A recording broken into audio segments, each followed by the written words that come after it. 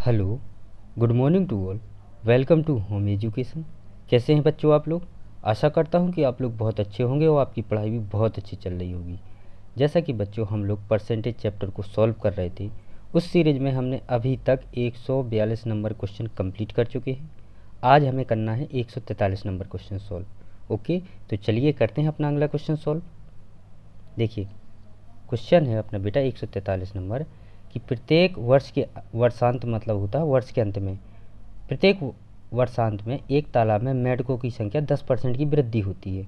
यानी कोई तालाब है, उसमें हर साल के अंत में 10% की वृद्धि होती है कि वर्षा वर्षारंभ यानी वर्ष के आरंभ में। ओके, 2004 में तालाब में 2,14,000 मेंढक थे।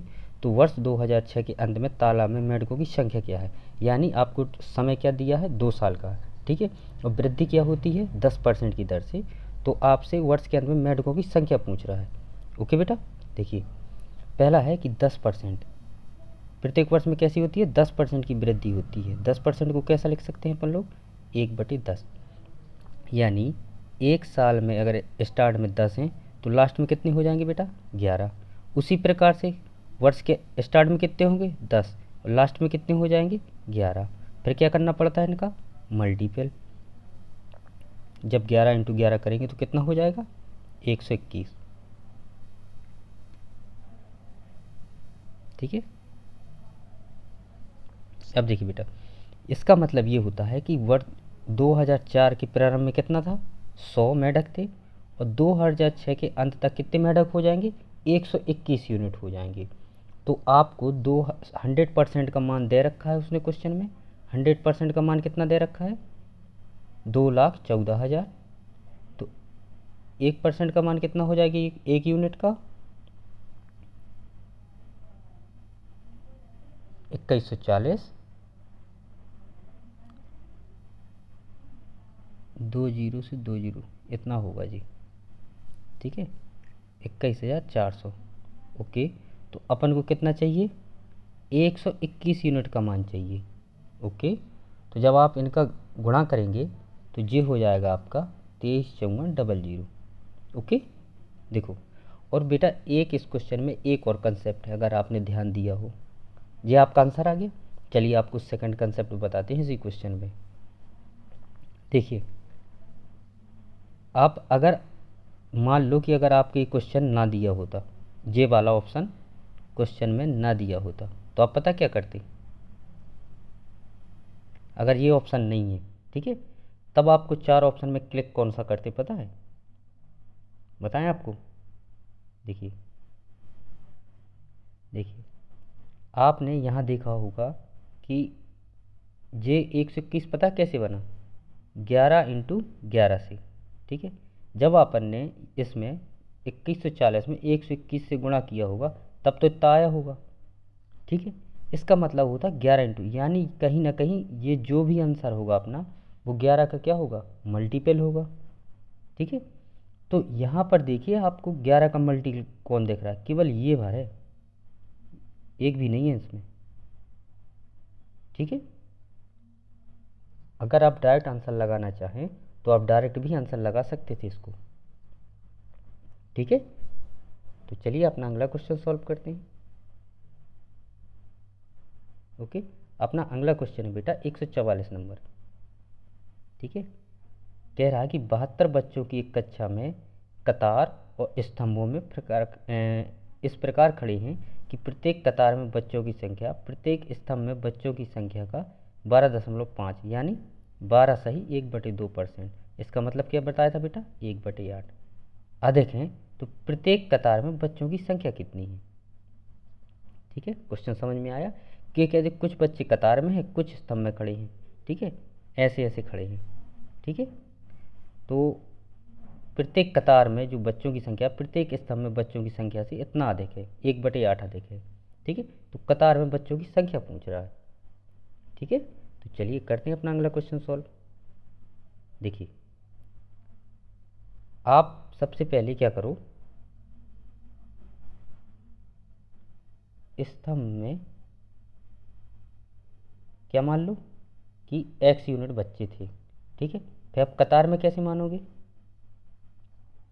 कतार में एक्स तो थे, क्या थे, 9/8 बच्चे थे, ठीक है, अधिक थे। कैसे, देखिए क्वेश्चन में ये लिखा है कि प्रत्येक कतार में बच्चों की संख्या, प्रत्येक स्तंभ में बच्चों की संख्या इतनी अधिक है, कतार में जो बच्चे हैं स्तंभ से इतनी अधिक है। और 12 सही 1/2 को क्या लिख सकते हैं अपन, 1/8, यानी स्तंभ में कितने बच्चे हैं, 8, तो इसमें क्या हो जाएंगे, 1 यूनिट ज़्यादा, तो आप क्या लिखेंगे, 9/8। ओके, तो इसी प्रकार हमने कतार को मान लिया 8। अब इनका कर दें गुणा, तो x से हो जाएगा x² गुणे 9/8, जो क्या हो गए, स्तंभ प्लस कतार का जब आप गुणा करेंगे तो बच्चे क्या निकल आएंगे, क्लास के बच्चे पूरे 72। तो 9 8 72, और ये 8 वहाँ गुणा में चला जाएगा, ठीक है, तो कितना आ जाएगा, x² बराबर 8 × 8, और जब इस साइड स्क्वायर जाएगा तो रूट में चढ़ जाएगा, ठीक है, तो 1 8 बराबर आ जाएगा, यानी x बराबर क्या आ जाएगा बेटा, 8, ठीक है। और अपन को निकालना क्या था क्वेश्चन में, कतार में बच्चों की संख्या, इसमें तो 9/8 × x की जगह क्या लिख देंगे अपन, x का मान निकाला है अपन ने 8, तो 8 से 8 चला जाएगा, यानी आंसर 9, ठीक है। ओके बेटा, आपको अगर इस क्वेश्चन में जहाँ तक समझ में ना आया होगा तो हमें ये समझ में आ रहा है कि ये नहीं समझ में आया आपको कि आपने इसमें इंटू क्यों किया। ओके, तो चलिए समझाते हैं आपको। देखो बेटा, जैसे एक लाइन में जे है, ठीक है, एक लाइन जे है, ठीक है, ऐसे बच्चे बैठे हैं, फिर ऐसे बैठे हैं, ठीक है, देखिए, तो आप एक लाइन गिन लो, तो देखो बेटा, अगर जे संख्या अपन को काउंट करनी है ना, इसी प्रकार का क्वेश्चन था, तो आप क्या कर लेते हैं, 1 2 3 4, और एक यहाँ से गिन लो, 1 2 3 4 और 5, इनका गुणा कर देते हैं, तो बच्चे क्या निकल आएंगे, 20। सेम क्वेश्चन में वे किया है, ठीक है, ऐसा काउंट कर लेते ना अपन कि एक लाइन ऐसी गिन लो, एक ऐसी, एक इस साइड गिन लो, एक इस साइड, और सबका मल्टीपल कर दो, तो देखो 20 पॉइंट भी है। सेम क्वेश्चन हमने इसी में किया कि इसको मान लिया x, और जे 12 से 1/2 ज़्यादा था तो उसको 9/8 से मल्टीपल कर दिया और दोनों को कर दिया गुणा, और सेम 72 से बराबर रख दिया। ओके, तो चलिए अपना अगला क्वेश्चन सॉल्व करते हैं। देखिए, अपना अगला क्वेश्चन है बेटा 145 नंबर। यदि किसी वर्ग की प्रत्येक भुजा में 10% की वृद्धि कर दी जाए तो उसके क्षेत्रफल में कितनी % की वृद्धि होगी। ओके, वर्ग है, वर्ग क्या होता है बेटा, देखिए, वर्ग होता है जिसकी चारों साइड क्या हो, इक्वल हो, ठीक है, ऐसा है, ठीक है, जिसकी चारों साइड क्या हो, इक्वल हो। तो ये कह रहा है बेटा क्वेश्चन कि वर्ग की प्रत्येक भुजा में 10% की वृद्धि कर दी जाए तो उसके क्षेत्रफल में कितनी वृद्धि होगी, ठीक है। देखिए, पहली बात कि वो 10% की वृद्धि कर रहा है, 10% वृद्धि का मतलब होता है बेटा 1/10, यानी पहले साइड 10 थी, अब क्या हो गई 11, ठीक है। अब एक क्वेश्चन, वर्ग का क्षेत्रफल क्या होता है बेटा, ए का स्क्वायर, यानी साइड का स्क्वायर, ठीक है, तो यहाँ भी साइड का स्क्वायर होगा, ठीक है। तो अगर यहाँ पर 10 का स्क्वायर था, ठीक है, तो यहाँ क्या का स्क्वायर होगा, 11 का स्क्वायर, ठीक है, तो यहाँ आ जाएगा 100, और यहाँ 11 × 11 क्या हो जाएगा, 121। कितने % की वृद्धि हुई, 21% की वृद्धि हुई। ये था अपना क्वेश्चन। ओके, और ना हो तो ये देखो 2 बार परसेंटेज का मान, 10% 10%, इसका मतलब यही होता ना, तो आप ये भी फॉर्मूला भी लगा सकते हैं यहाँ। ओके, चलिए अपना अगला क्वेश्चन सॉल्व करते हैं। देखिए, सेम क्वेश्चन है, एक आयत की लंबाई में 10% की वृद्धि और चौड़ाई 10% की कमी, तो नए क्षेत्रफल में क्या होगा बेटा, बताओ, 1% की क्या हो जाएगी, कमी। कैसे, देखिए, आप इसमें ए भी फॉर्मूला लगा लें, 10% की वृद्धि प्लस माइनस 10% प्लस 10 × -10/100, तो आप क्या कर देंगे, इससे काट देंगे, और 1 0 से 1 0, ठीक है, तो गुणा क्या हो जाएगा, -1% की कमी, ठीक है। और इस वाले में जब परसेंटेज दोनों सेम हो तो हमने एक और बताया था कि आप direct X into Y minus बटे 100 कर दें, तो इसका मतलब हो जाएगा 10 इंटू 10 बटे 100। जीरो से जीरो कट जाएगा तो माइनस का क्या बचेगा, एक। ठीक है, जब परसेंटेज दोनों सेम हो तो क्या करते हैं, ये भी फार्मूला ना लगा के केवल इतना भर यूज करते हैं, क्योंकि वो जो x प्लस वाई होता तो एक प्लस का रहता एक माइनस का रहता तो वो तो कट जाता, केवल इतना फार्मूला बचता। ओके, अब चलिए अपना अगला क्वेश्चन। सेम क्वेश्चन जैसा अपन कर चुके हैं कि किसी वर्ग की प्रत्येक भुजा में 30% की वृद्धि। ठीक है, तो अब 30% की वृद्धि यानी क्वेश्चन कितना बचा बेटा अपना, इसमें भी ए भी फॉर्मूला लगना है, लेकिन अपन लगाएंगे कितना, ये वाला माइनस का, नहीं सॉरी माइनस वाला नहीं, इसमें वृद्धि वाला है, दोनों साइड वृद्धि हो रही है। ठीक है, तो आप इसमें ए भी फॉर्मूला लगा लें। ठीक है, तो ए भी फॉर्मूला कैसे लगाएंगे, ए प्लस बी प्लस ए इंटू बी बटे 100। ठीक है, तो क्या हो जाएगा 30 प्लस 30 प्लस 30 इंटू 30 बटे 100। ठीक है, तो जीरो से जीरो कट जाएंगे, 3 दूनी 60 और 3 त्रिका 9, 69%। ओके, और अगर आपको थोड़ा याद रख या अगर याद रख सको कंसेप्ट तो बेटा एक याद रखना, जब 10% की वृद्धि होती है ए बी फॉर्मूला में तो कितना आता है 21%। ठीक है, 20% की जब वृद्धि होती है तो 20 दूनी 44 और 4 44। जब 30% की होती है तो अपन ने अभी निकाला है 69, क्योंकि 30 और 30 कितना होता है ए बी फॉर्मूला, देखो बेटा ऐसा होता है A B formula, A into B. ठीक है, तो यहाँ 30 और 3 दूनी 60 और जीरो से जीरो मतलब तीन तीन तीन यहाँ बचेंगे और 3 यहाँ बचेंगे तो 9 जे तो 69। 40% में क्या करेंगे, 40 40 और 40 क्या हो जाएंगे 80 और 4 गुणे 4 16, कितना हो जाएगा बेटा 96। ऐसे डायरेक्ट याद रख लेना, अगर रख सको तो आप डायरेक्ट ये भी फॉर्मूला लगाने की भी ज़रूरत नहीं पड़ेगी। ठीक है, अगर हर बार प्रैक्टिस करेंगे आप तो ये क्वेश्चन भी आपको याद हो जाएंगे कि जब 10% होता है तो कितना 21%, 20% यानी 44%, 30% का मतलब 69 और 40 का 96%। ओके, तो चलिए अगला क्वेश्चन सॉल्व करते हैं अपना। देखिए अपना अगला क्वेश्चन है 48 नंबर का। ठीक है, तो ये भी वही क्वेश्चन है, बस वर्ग को रेक्टेंगल में परिवर्तन किया है तब जब इसमें वृद्धि होती है कि एक वर्ग की लंबाई चौड़ाई में 40% और 30% की वृद्धि कर दी जाए तो फिर क्या बन जाता है वो आयत। तो परिवर्तन पूछ रहा है कितने प्रतिशत का परिवर्तन हुआ। तो चलिए क्वेश्चन कह रहा है कि एक वर्ग की लंबाई चौड़ाई में 40% और 30% की वृद्धि कर दी जाए तो आयत के क्षेत्रफल दिए गए वर्ग क्षेत्रफल का कितना अधिक होगा। ओके, देखिए एल में कितने परसेंट की वृद्धि हुई 40%, और 40% को क्या लिखेंगे बेटा अपन 2/5। चौड़ाई में कितने परसेंट की वृद्धि हुई है 30% को, 30% को क्या लिख सकते हैं अपन 3/10। यानी वर्ग की साइड देखिए, ये तो वर्ग की साइड है, ये इसमें वृद्धि कितनी की गई 2 की, और यहाँ पे कितने की वृद्धि की गई 3 की, लेकिन यहाँ वर्ग की लंबाई 10 है, यहाँ पर 5 है, तो इसको सेम बना लें, इसलिए दोनों साइड क्या कर दें 2 से गुणा, तो ये 4/10। अब देखिए वर्ग की साइड यहाँ भी 10 है, वर्ग की साइड यहाँ भी 10 है, इसमें चौड़ाई में कितनी यूनिट की वृद्धि की 3 यूनिट की, यहाँ पर क्या किया 4 यूनिट की वृद्धि। अब देखिए पहले वर्ग का क्षेत्रफल क्या है बेटा, वर्ग का क्षेत्रफल होता है ए स्क्वायर, यानी 10 गुणे 10 कितना हो जाएगा बेटा 100।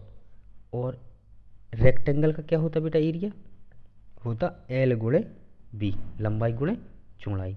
ठीक है, तो लंबाई गुणाई चौड़ाई क्या है बेटा 10 और 4 14, चौड़ाई क्या है 10 और 3 13, तो कितना हो जाएगा इसका जब मल्टीपल करेंगे अपन,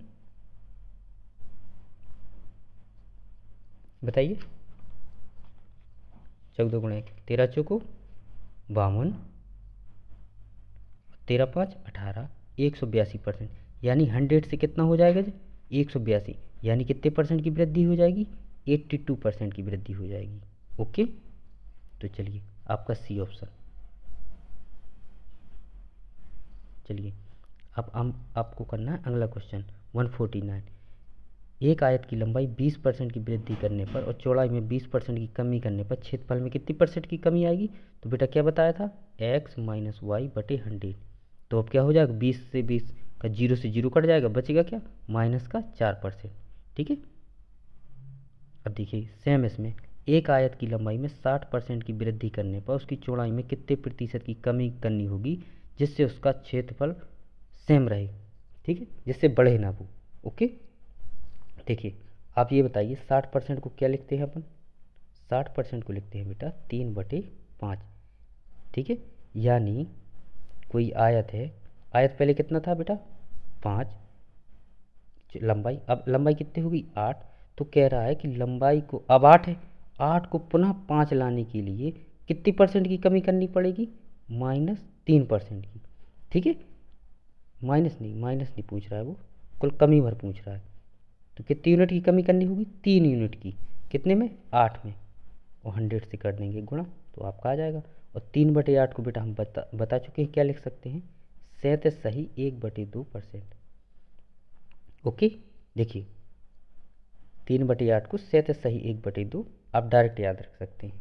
ओके, और नहीं बनता तो हम बता रहे हैं इसको हमने कैसे किया है। देखिए बेटा, हमने आपको कई बार बताया होगा कि 12/1/2 का मतलब होता है 1/8।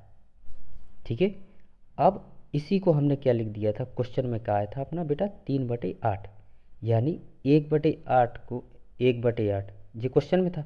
तो 1/8 का तो मान पता है अपन को, 12/1/2। तो 3/8 को कैसा लिख सकते हैं अपन? 3 गुणा 1/8 लिख सकते हैं। और 3 का गुणा क्या कर सकते हैं? 1/8 की जगह क्या लिख सकते हैं? इसको 12/1/2। आप इसका मल्टीपल कर दो तो 12×3 = 36, 3/2। आप इसमें एक बार और भाग कर सकते हैं तो 36 प्लस 1/1/2, यानी ये कितना हो जाएगा? 67/1/2%। ओके, क्योंकि ये हर क्या है? छोटा है, अंश बड़ा है, तो एक बार और भाग चला जाएगा, 2 कम 2 और 1 ऊपर बच जाएगा। ठीक है, तो अब इसको 36 में एक और जोड़ दो तो 67/1/2। नहीं तो सीधा है बेटा कि 1/8 को अपन 12/1/2 और 3/8 को क्या लिख सकते हैं? 67/1/2। ये बहुत इम्पोर्टेंट फ्रैक्शन है जो आपको याद रखनी चाहिए। एक फ्रैक्शन और हमने आपको बताई थी बेटा कि 16/2/3, इसको क्या लिख सकते हैं अपन? 1/6। एक फ्रैक्शन, एक परसेंटेज और फेमस है आपकी, बहुत यूज होने वाली। इसको क्या लिख सकते हैं बेटा अपन? इसको लिख सकते हैं 4/9। ठीक है, तो कुछ और एक जो हमने अभी क्वेश्चन में, ये वाली परसेंटेज 3/8, इसको आप याद ही रखना। ये बहुत मोस्ट परसेंटेज हैं जो डायरेक्ट अगर आपको याद हो तो आप टाइम बचा सकते हैं अपने पेपर में। ओके, चलिए अब कौन सा क्वेश्चन होना है? 151। अब होना है 151 क्वेश्चन। ओके, तो सेम है, किसी वृत्त की त्रिज्या में 50% की वृद्धि होने पर उसके क्षेत्रफल में कितने परसेंट की वृद्धि होगी? ओके, तो आपको पता होना चाहिए वृत्त का क्षेत्रफल क्या होता है बेटा? πr²। ठीक है, πr²। तो आप ये बताइए पहले हमें कि जब बेटा ये पाई से तो पाई कट जाएगा, यानी जो कुछ इस क्वेश्चन में होना वो त्रिज्या पर निर्भर करेगा कि त्रिज्या में जितने परसेंट की वृद्धि करेगा तो उसी में अपना एरिया में परसेंटेज में वृद्धि होगी, क्योंकि पाई से तो पाई क्वेश्चन कट जाना है। और ये क्या है? आर, कितने बार? 2 बार। ठीक है, तो 50-50% की क्या होना? वृद्धि। तो आप इसमें ए बी फॉर्मूला भी लगा सकते हैं, तो कितना आएगा? 50 और 50 100, और 50 × 50 क्या हो जाएगा? 0 से 0। ठीक है, ए बी फॉर्मूला क्या होता है बेटा? ए बी, सॉरी, देखिए ए प्लस बी प्लस ए इंटू बी, ठीक है, बटे 100। तो ठीक है, यहाँ 50-50 क्या हो जाएगा जी? 100। और यहाँ 50 × 50 रख देंगे तो 0 से 0 कट जाएगा, तो यहाँ आ जाएगा 25, यानी 100 और प्लस 25 कितना हो जाएगा? 125%। यानी कितने परसेंट की वृद्धि हो जाएगी आपकी? 125% की वृद्धि होगी। ठीक है, अब देखिए अगला क्वेश्चन आप देख लीजिए। इसमें लिखा है एक गोले की त्रिज्या में 50% की कमी होने पर पृष्ठीय क्षेत्रफल में कितने परसेंट की कमी होगी? ओके, तो सबसे पहले तो आपको इसका फॉर्मूला पता होना चाहिए। ठीक है, कैसा होता है? गोले का पृष्ठीय क्षेत्रफल होता है बेटा 4πr²। ठीक है, और जो चेंज करेंगे अपन, तो इनमें तो चेंज होना नहीं है, होगा किस में चेंज, त्रिज्या में। ठीक है, तो इससे इससे कट जाएगा और पाई से पाई कट जाएगा। ठीक है, इसमें कि भी क्या बचा, आर। रेडियस पर निर्भर करेगा कि आपकी रेडियस जितने परसेंट की वृद्धि करेंगे, क्वेश्चन में भी उतने परसेंट की वृद्धि होगी। ठीक है, जो एक्स्ट्रा टर्म है इनसे कोई भी क्वेश्चन पे फर्क नहीं पता पड़ने वाला कि इसमें क्या लिखा हुआ है। ठीक है, आप डायरेक्ट आर पर वर्क करेंगे। ठीक है, तो चलिए क्या कह रहा है, गोले की त्रिज्या में 50% की कमी करने पर। ठीक है, तो गोले की त्रिज्या में कितने परसेंट की कमी की गई, 50%। और 50% को क्या लिख सकते हैं बेटा, 1/2। यानी पहले रेडियस 2 थी, अब कितनी हो गई, 1 की कमी, या 2 में 1 चला जाएगा, कितना बचेगा, 1। तो रेडियस क्या थी बेटा, पहले क्या था फॉर्मूला, r²। ठीक है, तो 4, अब कितना है क्षेत्रफल, 1, यानी कितनी की कमी हुई, 3 की। था कितना पहले, 4 गुणे 100, 4 से 25 और 3, 25 गुणे 3 यानी 75%। कितने की कमी हो गई बेटा, 75% की।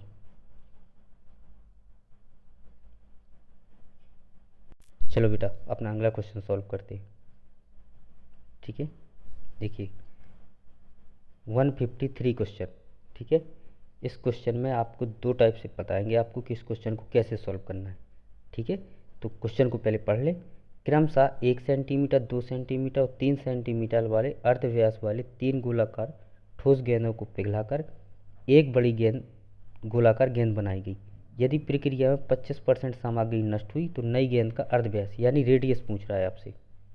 ठीक है, तो सबसे पहले आप समझ लीजिए ट्रिक। ठीक है, तो आप पहले का रेडियस क्या थी, 1, दूसरे की थी 2 और तीसरे की क्या थी, 3, और 2 से आप कर दें भाग तो क्या हो जाएगा, 2 1 3 और 3 दूनी 6। 6 का आप भाग जब 2 में देंगे तो कितना बार जाएगा, 3 बार। तो बड़े की रेडियस क्या हो जाएगी, 3 सेंटीमीटर, और यही आपका आंसर हो जाएगा। ओके, तो चलिए अब आपका कंसेप्ट समझाते हैं। वो ये कह रहा था बेटा कि अर्धगोलाकार,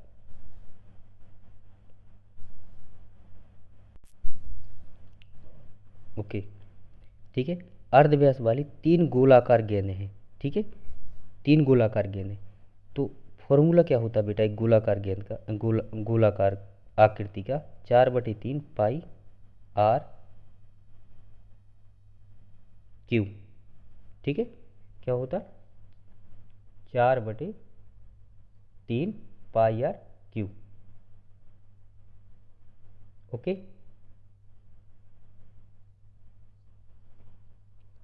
अब देखिए इतना कर लिया अपन ने क्वेश्चन। ठीक है, अब क्या कह रहा है, ऐसी ऐसी 3 गोलाकार हैं, इसको r1 मान लो, पाई आर क्यू। ठीक है,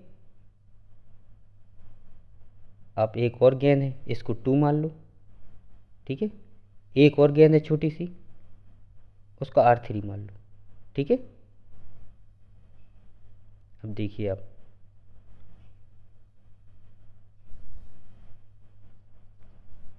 ठीक है, इससे क्या होता है, जब तीनों को मिला दिया जाए, ठीक है, तो इसको तीनों को अपन ने ऐड कर दिया और एक बड़ी गेंद बनाई गई। ठीक है, पाई, ठीक है, एक बड़ी गेंद बनाई गई, तो उसकी रेडियस क्या है ये पूछ रहा है। ठीक है, और जो भी इससे सामान बनता है, ठीक है, इसका 25% नष्ट हो जाता है सामान। क्वेश्चन में बोला ना उसने कि इस प्रक्रिया 25% सामग्री नष्ट हो जाती है, कि इससे जो भी चीज़ बनेगी जितना भी आएगा इसका क्या हो जाएगा, 3/4 ही यूज होने वाला है। 25% का मतलब होता है 1/4, 1/4 बेकार हो गया तो बचा कितना अपने पास, 3/4। मतलब इस सामग्री को सभी को जोड़ें और जो भी सामान आएगा उसका 25% हो जाएगा नष्ट, तो बचेगा कितना, 3/4। ठीक है, तो अब सेम देखिए आप, अगर इस क्वेश्चन में 4/3, 4/3 पाई, 4/3 पाई, तो ये है बेटा 4/3 पाई कॉमन। ठीक है, तो देखिए आप 3/4 इस साइड लिख लें। ठीक है, ठीक है, लिखा रहने दीजिए आप 3/4। ठीक है, कॉमन क्या है इसमें सभी में, यहाँ भी देखिए कॉमन क्या है यहाँ पर, 4/3 पाई, 4/3 पाई, 4/3 पाई। ठीक है, तो आप क्या कर दें, 4/3 पाई सभी से कॉमन ले लें, ठीक है। तो यहाँ क्या बचेगा, आर का क्यूब 1, यहाँ भी क्यूब, R3 क्यूब, ठीक है। और यहाँ कर दें आप 3/4, जो यहाँ लिखा था ना 3/4 यहाँ लिख दिया हमने। और यहाँ भी क्या आया, 4/3 पाई R3। तो देखो 4/3 पाई से 4/3 पाई कट गया, बचा कितना अपना क्वेश्चन, इतना। देखिए क्वेश्चन बचा अपना इतना, तीनों की रेडियस का क्यूब प्लस यहाँ क्यूब, ठीक है। तो आप R1 का मान क्या है, a का क्यूब, 2 का मान क्या दे रखा है 2, यानी 2 का क्यूब, R क्यूब का मान क्या रखा है 3 का क्यूब, ठीक है। और जो भी आए इनसे 3/4 से आप गुणा कर दीजिए, यहाँ R का क्यूब आ गया, ठीक है। अब सभी को ऐड कर लीजिए आप, ठीक है। तो 9, देखो 1 का क्यूब 1 आएगा, 2 का क्यूब आएगा 8 और 3 का आएगा 27, 27 वाट, 27 वाट, 27 8 35 1 36, ठीक है। 36/3/4 आर का क्यूब, तो 4 से 4 4 नाम 36, ठीक है। तो आप 9 को क्या लिख सकते हैं, 3 × 3, और एक 3 पहले से दे रखा और यहाँ आर का क्यूब, ठीक है। इसको क्या लिख सकते हैं आप, 3 × 3, 3 को आप लिख सकते हैं 3 का क्यूब। तो क्यूब से क्यूब चला जाएगा, आर का मान क्या आ गया यहाँ पर 3, ठीक है। तो बेटा आपको इस क्वेश्चन में जो हमने अभी इतना आपको इतना बड़ा बताया, इस क्वेश्चन को इतना नहीं करना है, केवल आपको इस क्वेश्चन की प्रोसेसिंग बताई है, क्योंकि आपने अभी मेंसुरेशन चैप्टर नहीं पढ़ा है, ठीक है। तो बेटा ये प्रोसेसिंग होती है। आपको इस क्वेश्चन में क्या करना है, केवल क्वेश्चन हमेशा जब लगाएं तो आर का क्यूब 2, आर का क्यूब 3 बराबर, अगर कुछ नष्ट हुआ है तो आप यहाँ इंटू कर दें, और नहीं तो केवल इतना करके आप आर का क्यूब को इक्वल कर लें।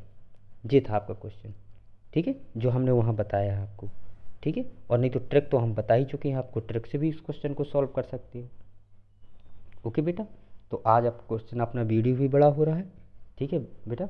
कल मिलते हैं अपन अगले क्वेश्चन को लेकर, ओके।